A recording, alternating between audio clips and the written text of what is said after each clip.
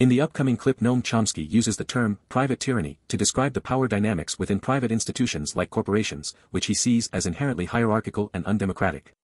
He argues that these institutions have immense power over individuals and can exert significant control over their lives, livelihoods, and freedoms.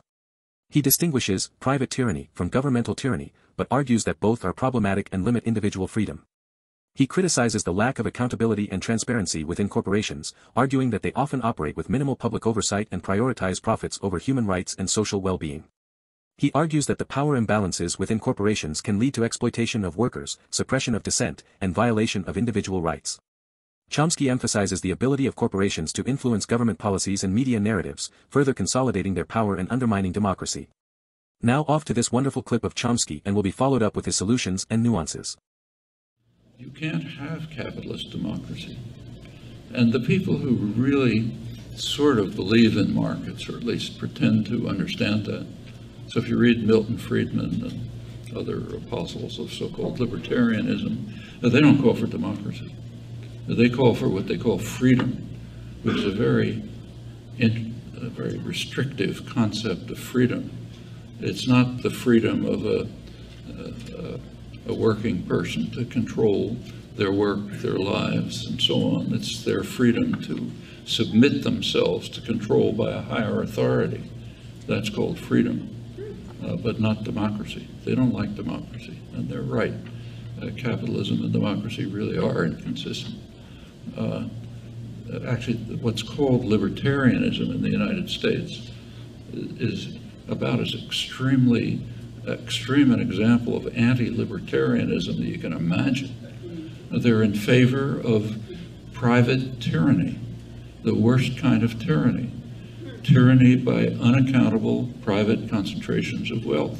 It's worth bearing in mind how radically opposed this is to classical liberalism. Now, they like to invoke, say, Adam Smith, but if you read Adam Smith, he said the opposite. He's famous for not, the claim is that he was opposed to regulation, government regulation, interference in markets. It's not true. He was in favor of regulation, as he put it, when it benefits the working man. He was against interference when it benefited the masters. That's traditional classical liberalism.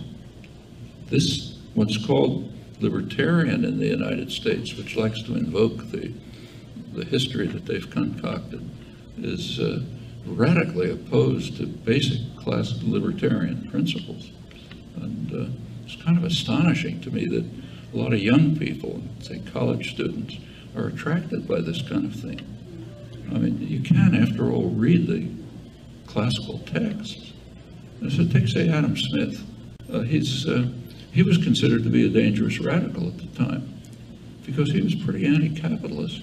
This sort of pre-capitalist era, but he was opposed to it. He condemned what he called the vile maxim of the masters of mankind, all for ourselves and nothing for anyone else. It's an abomination. Noam Chomsky advocates for increased worker participation and democratic decision-making within corporations. He suggests stricter regulations and oversight of corporate activities to ensure accountability and protect individual rights.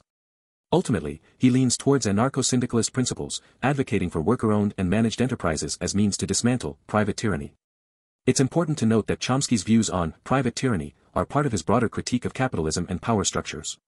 He acknowledges that not all corporations are inherently tyrannical, and some may adopt more democratic practices. His primary concern lies with the potential for abuse of power within these institutions and the limitations they pose on individual freedom.